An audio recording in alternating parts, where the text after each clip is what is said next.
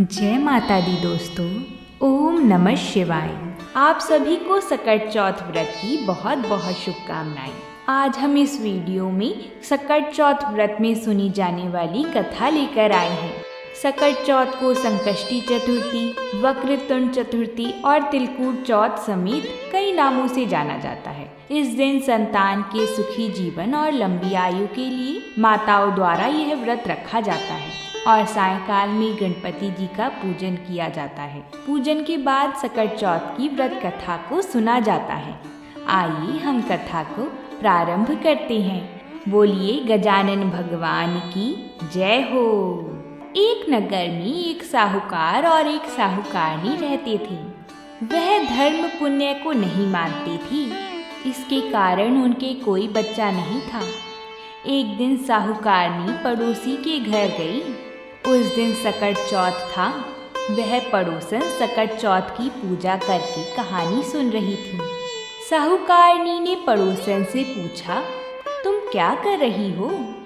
तब पड़ोसन बोली कि आज चौथ का व्रत है, इसलिए कहानी सुन रही हूँ। तब साहूकारनी बोली, चौथ के व्रत करने से क्या होता है? तब पड़ोसन बोली, इसे करने से अन्न, धन, सुहाग, पुत्र सब मिलता है।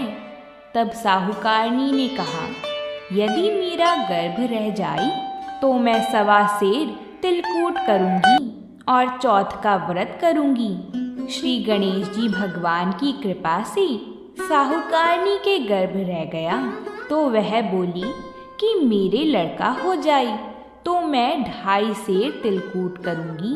कुछ दिन बाद उसके लड़का हो गया तो वह बोली कि हे चौथ भगवान, मेरे बेटे का विवाह हो जाए तो 5.25 सेर का तिलकूट करूंगी। कुछ वर्षों बाद उसके बेटे का विवाह तय हो गया और उसका बेटा विवाह करने चला गया, लेकिन उस साहूकारनी ने तिलकूट नहीं किया। इस कारण से चौथ देव क्रोधित हो गए और उन्होंने फेरों से उसके बेटे को उठाकर पीपल के पेड़ पर बिठा दिया। सभी वर को खोजने लगे पर वो नहीं मिला। हताश होकर सारे लोग अपने अपने घर को लौट गए। इधर जिस लड़की से साहूकारनी के लड़के का विवाह होने वाला था, वह अपनी सहेलियों के साथ गणगौर पूजन के लिए जंगल में डूब लेने गई। तभी रास्ते में पीपल के पेड़ से आवाज आई, ओ मेरी अर्धब्याही। यह बात सुनकर जब लड़की घर आई, उसके बाद वह धीरे धीरे सूख कर कांटा होने लगी। एक दिन लड़की की माँ ने कहा, मैं तो तुम्हें अच्छा खिलाती हूँ, अच्छा पहनाती हूँ, फिर भी तू सूखती जा रही है, ऐसा क्यों? तब लड़की अपनी माँ से बोली कि वह जब भी दूब लेने जंगल जाती है तो पीपल के पेड़ से एक आदमी बोलता है कि ओ मेरी अर्धब्याही। उसने मेहंदी लगा रखी है और सेहरा भी बांध रखा है। तब उसकी माँ ने पीपल के पेड़ के पास जाकर देखा। तब उसे पता चला कि यह तो उसका जमाई है। तब उसकी माँ ने जमाई से कहा, यहाँ क्यों बैठे हो? मेरी बेटी तो अर्धब्याही कर दी और अब क्या लोगी? साहूकारनी का बेटा बोला, मेरी माँ ने चौथ का तिलकूट बोला था लेकिन नहीं किया, इसलिए चौथ माता ने नाराज होकर मुझे यहाँ बैठा दिया है। यह बात सुनकर उस लड़की की माँ साहूकारनी के घर गई और उससे पूछा कि तुमने सकट चौथ का कुछ बोला है क्या? तब साहूकारनी बोली, तिलकूट बोला था। उसके बाद साहूकारनी बोली, मेरा बेटा घर आ जाए तो 2.5 मन का तिलकूट करूंगी। इससे श्री गणेश जी भगवान प्रसन्न हो गए और उसके बेटे को फेरों में लाकर बैठा दिया। बेटे का विवाह धूमधाम से हो गया। जब साहूकारनी के बेटा और बहू घर आ गई, तब साहूकारनी ने 2.5 मन तिलकूट किया और बोली, हे चौथ देव, आपके आशीर्वाद से मेरे बेटे बहू घर आए हैं, जिससे मैं हमेशा तिलकूट करके व्रत करूंगी। इसके बाद सारे नगरवासियों ने तिलकूट के साथ सकट चौथ व्रत करना आरंभ कर दिया। हे सकट चौथ माता, जिस तरह साहूकारनी को बेटा बहू से मिलवाया, वैसा ही हम सबको भी मिलवाना। इस कथा को कहने वाली सुनने वालों का भला करना। बोलिए सकट चौथ माता की जय हो। श्री गणेश महाराज की जय हो। अगर आप सभी ने यहाँ तक कथा को सुना है तो वीडियो को एक लाइक ज़रूर कर दें, ताकि आप सभी के सुझाव से और लोगों तक भी यह कथा जा पाए और वह भी इस कथा का लाभ उठा सके। अब हम दूसरी कथा को प्रारंभ करते हैं। एक गांव में एक देवरानी और जेठानी रहा करती थीं। जेठानी के बहुत धन था और देवरानी बहुत गरीब थी। देवरानी भगवान गणेश जी की बहुत पूजा करती थी। वह अपने जेठानी के घर रोज आटा पीसने के लिए जाया करती थी और जिस कपड़े से आटा छानती थी वो कपड़ा अपने घर लाकर पानी में धो लेती और अपने पति को घोलकर पिला देती थी। एक दिन जेठानी के बच्चों ने यह सब देख लिया और अपनी माँ से बोले कि माँ, चाची तो अपने घर से आटा का कपड़ा ले जाकर चाचा जी को घोलकर पिला देती हैं। अगले दिन जेठानी ने देवरानी को कहा कि जब घर जाओ तो आटे का छानने वाला कपड़ा यहीं रख कर जाया करो। देवरानी ने वैसा ही किया। जब वह घर गई तो उसका पति बोला, मुझे चूर्ण घोलकर पिला दो। देवरानी बोली कि उन्होंने आटा छानने वाला कपड़ा वहीं रखवा लिया, इसलिए मेरे पास आपको खिलाने के लिए कुछ भी नहीं है। उस दिन उसके पति ने भूख से व्याकुल होकर उसको लकड़ी से खूब मारा। भाग्यवश उस दिन उसका सकट चौथ व्रत था। श्री गणेश जी का स्मरण करती हुई वह भूखी ही सो गई। तभी थोड़ी देर बाद गणेश जी ने आकर कहा कि आज तो सकट चौथ व्रत है और तू भूखी क्यों सो रही है। तब देवरानी ने सारा वृतांत कह सुनाया। फिर भगवान बोले कि आज मैंने तिल चौथ के कारण चूरमा व तिलकूट बहुत ज़्यादा खाया है, इसलिए निमटने का मन है, सो कहाँ जाऊं। वह बोली, यह खाली झोपड़ी है, महाराज कहीं भी चले जाओ। गणेश जी ने सारा घर भर दिया। निमटने से आकर बोले, पौंछू कहाँ। वह बोली, मेरा ललाट पड़ा है, पौंछ लो। गणेश जी पहुँच कर चली गई। थोड़ी देर बाद उठकर देखा कि सारा घर हीरे मोती से जगमगा रहा था। सारा सिर भी सोने की आभा से चमक रहा था। धन को बटोरने में देर हो गई, इसलिए जेठानी के यहाँ काम के लिए भी ना जा सकी। जेठानी ने अपने बच्चों को चाची के घर देखने के लिए भेजा कि चाची क्यों नहीं आई है। बच्चों ने आकर अपनी माता से कहा कि माँ, चाची के घर में तो अब बहुत धन हो गया है। जेठानी भागी भागी अपनी देवरानी के पास आई और पूछा कि तुम्हारे पास इतना धन कैसे हुआ। भोली भाली देवरानी ने सारी घटना सच सच बता दी। इतना सुनकर जेठानी अपने घर आई और अपने पति को बोली कि मुझे भी लकड़ी से बहुत मारो। देवरानी को देवर जी ने बहुत मारा, इसलिए उसके घर बहुत धन हो गया है। उसका पति बोला, भाग्यवान, तू धन की भूखी क्यों मार खाती है। लेकिन वो नहीं मानी और बहुत मार खाकर अपना मकान खाली करके गणेश जी का स्मरण करके सो गई। गणेश जी आए और कहने लगी, उठ और मुझे बता कि मैं कहाँ निमटने जाऊं। तब वो बोली, मेरी देवरानी का छोटा सा मकान था, मेरे पास तो बहुत बड़ा मकान है, जहाँ इच्छा हो वहीं चले जाओ। गणेश जी ने निमटना कर लिया। अब बोली, पौंछू कहाँ। तो जेठानी ने गुस्से में आकर कहा, मेरा ललाट पड़ा है, पौंछ लो।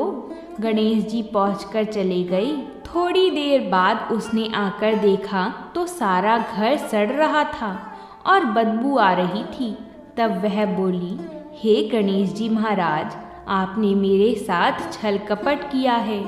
देवरानी को तो धन वैभव दिया और मुझे कूड़ा दिया। गणेश जी आए और बोले, तूने धन के लालच में मार खाई और उसने धर्म के कारण मार खाई। जेठानी क्षमा याचना करने लगी, हे गणेश जी, मुझे धन नहीं चाहिए, आप यह सब पहले की तरह कर दो। तब गणेश जी बोले कि तू अपने धन में से आधा धन देवरानी को दे, जब ही मैं अपनी माया समेटूंगा। जेठानी ने आधा धन देवरानी को दे दिया, परंतु कहीं एक सुई धागा रह गया। जब जेठानी ने सुई धागा देवरानी को दिया, तब भगवान श्री गणेश जी ने अपनी सारी माया समेट ली।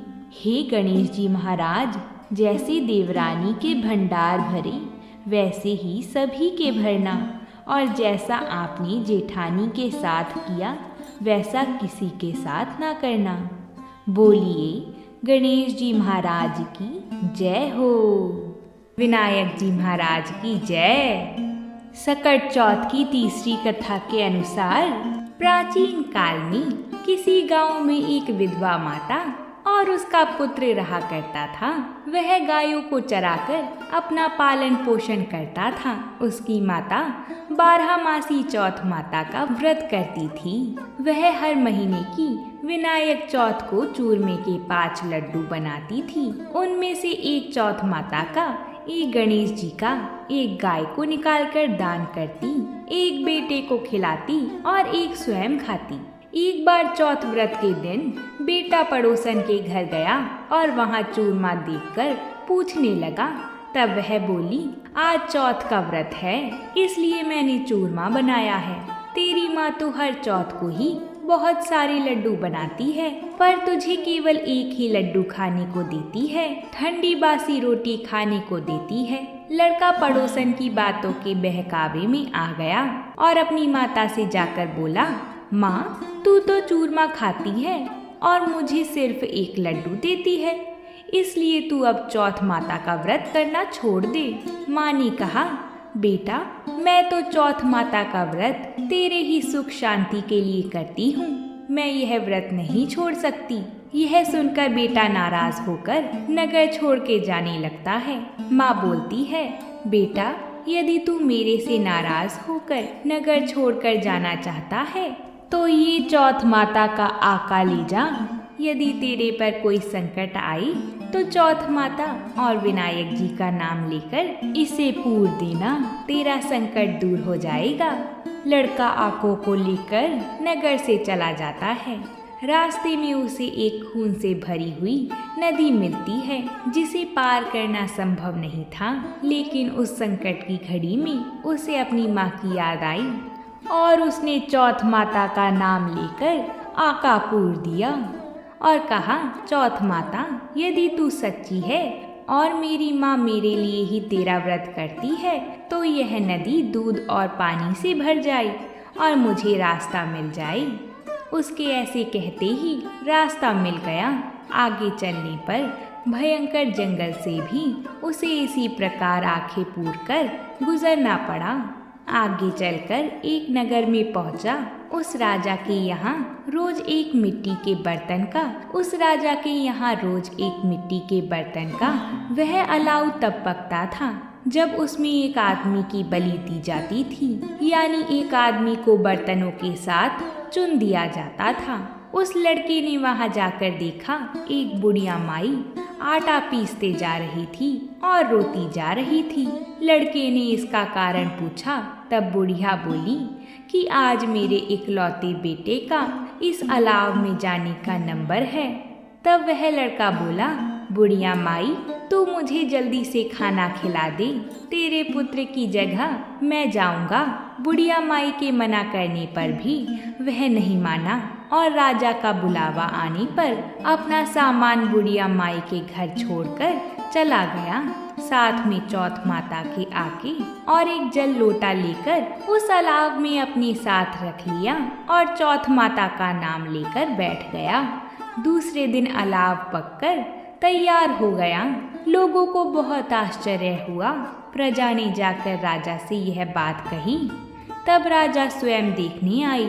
अलाव में से बर्तन निकाले जाने लगे तो अंदर से आवाज आई, धीरे धीरे बर्तनों को उतारो, अंदर मैं हूँ। तभी राजा ने आवाज सुनकर कहा कि तुम अंदर कौन हो? कोई भूत प्रेत हो या कोई देव हो?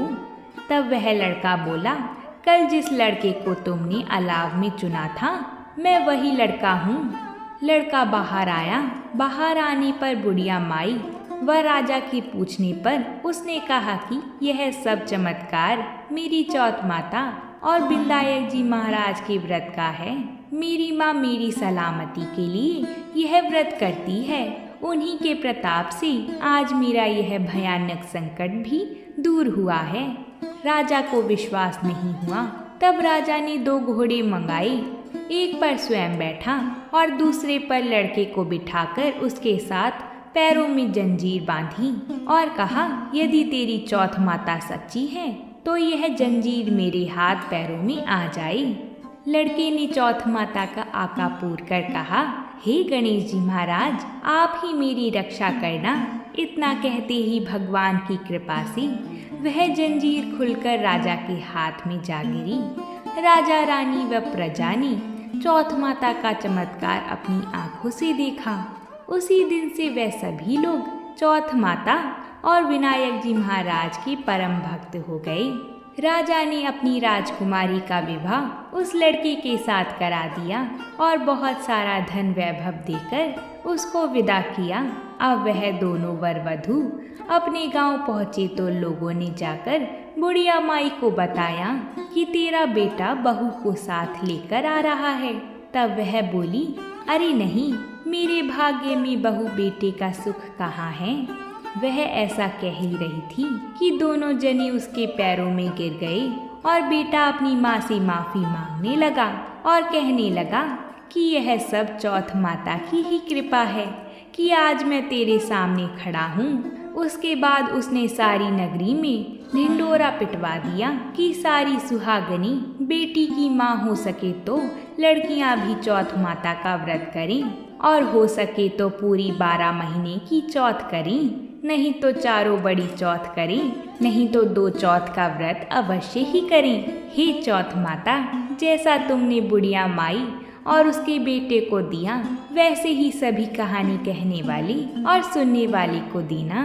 सभी के घर में सुख शांति बनाए रखना, सभी की संतानों की रक्षा करना। तो बोलिए चौथ माता की जय। अब हम सकट चौथ की अंतिम और चौथी कथा को पूरा करते हैं। एक बार गणेश जी भगवान छोटे बालक के रूप में चिमटी में चावल लेके और चमचे में दूध लेके निकले।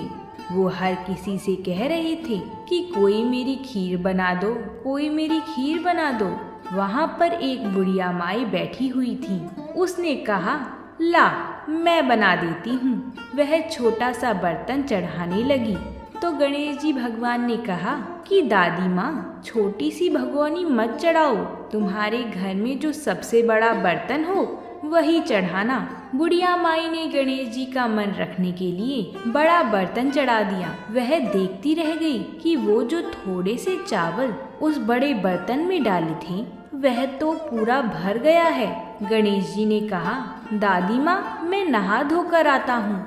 जब खीर तैयार हो गई तो बुढ़िया माई के पोता पोती खीर खाने के लिए रोने लगे। बुढ़िया माई ने कहा, गणेश जी महाराज तेरे भोग लगना, कहकर चूल्हे में थोड़ी सी खीर डाली और कटोरी भरकर बच्चों को दे दी। बुढ़िया की पड़ोसन ऊपर छत पर से देख रही थी तो बुढ़िया ने सोचा यह चुगली कर देगी, इसलिए एक कटोरा भरकर उसे भी पकड़ा दिया।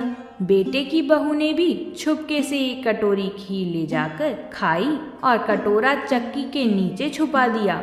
अभी भी गणेश जी महाराज नहा धोकर नहीं आए थे और बुढ़िया को भी भूख लग रही थी, तो वह भी एक कटोरी में खीर डालकर किवाड़ के पीछे बैठकर एक बार फिर कहा कि गणेश जी महाराज आपके भोग लगे। यह कहकर खाना शुरू कर दिया। तभी गणेश जी महाराज आ गए। बुढ़िया माई ने कहा, आजा रे गणेश, खीर खा ले, मैं तो तेरा ही इंतजार कर रही थी। तब गणेश जी ने कहा, दादी माँ, मैंने तो खीर पहले ही खा ली। बुढ़िया ने कहा, कब खाई? गणेश जी महाराज ने कहा, जब तेरे पोता पोती ने खाई तब मैंने खाई, जब तेरी पड़ोसन ने खाई तब मैंने खाई, और जब तेरी बहू ने खाई तब भी मैंने ही खाई, और अब जब तूने खाई तो मेरा पेट पूरा ही भर गया। बुढ़िया माई ने कहा, बेटा तेरी सारी बात सच है, लेकिन बहू बेचारी तो सुबह से काम में लगी हुई है, तो फिर उसने खीर कब खाई? गणेश जी महाराज ने कहा, चक्की के नीचे देख, झूठा कटोरा पड़ा है, तूने मेरा भोग तो लगाया, वह तो बिना भोग के ही खीर खा गई। बुढ़िया माई ने कहा, बेटा घर की बात है, घर में ही रहने दो, अब बताओ बची हुई खीर का क्या करूं? गणेश जी महाराज ने कहा, पूरी नगरी को जिमा दो। बुढ़िया माई ने पूरी नगरी को जिमा दिया, फिर भी बर्तन खाली नहीं हुआ। जब राजा को यह बात पता चली तो राजा ने बुढ़िया को बुलवाया और कहा, क्यों री बुढ़िया, ऐसा बर्तन तेरे घर पर कहाँ से आया? ऐसा बर्तन तो राजमहल में होना चाहिए।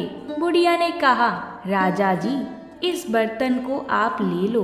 राजा जी ने खीर का बर्तन महल में मंगा लिया। लाते ही खीर में कीड़े मकोड़े बिछुए हो गए और दुर्गंध आने लगी। यह देखकर राजा ने बुढ़िया से कहा, बुढ़िया बर्तन वापस ले जा, जा तुझे हमने दिया। बुढ़िया ने कहा, राजा जी आप देते तो पहले ही कभी दे देते, यह बर्तन तो मुझे मेरे गणेश जी ने दिया है। जब बुढ़िया ने बर्तन वापस लिया तो लेते ही सुगंधित खीर हो गई। घर आकर बुढ़िया ने गणेश जी से कहा, बची हुई खीर का क्या करें? गणेश जी ने कहा, झोपड़ी के कोने में गड्ढा खोदकर गाड़ दो, उसी जगह पर जब सुबह उठकर वापस खोदेगी तो धन के 2 चरे मिलेंगे। ऐसा कहकर गणेश जी महाराज अंतर्ध्यान हो गए और जाते समय झोपड़ी को लात मारते हुए गए तो झोपड़ी की जगह महल हो गया। सुबह बहू ने फावड़ा लेकर पूरे घर को खोद दिया तो कुछ भी नहीं मिला। बहू ने कहा, सासू जी थारो गणेश जी तो झूठो निकलो। सास ने कहा, बहू मारो गणेश झूठो तो नहीं है, ला मैं देखूं। वह सुई लेकर खोदने लगी तो टन टन करते 2 धन के चरे निकल आए। बहू ने कहा, सासू जी गणेश जी तो साचो ही है। सासू ने कहा, गणेश जी महाराज तो भावनाओं का भूखा है। हे गजानन गणेश जी महाराज, जैसा आपने बुढ़िया को दिया वैसे ही सबको देना। विनायक जी की कहानी कहने वाली, हुंकार भरने वाली और आसपास के सभी सुनने वाले सबको अपनी कृपा से पूर्ण करना। बोलिए गणेश जी महाराज की जय। तो दोस्तों, कैसी लगी आपको यह कथा? कमेंट करके हमें ज़रूर बताएं और ऐसी ही अद्भुत पौराणिक कथाओं के लिए हमारे चैनल को सब्सक्राइब करें। प्रेम से बोलिए जय माता दी।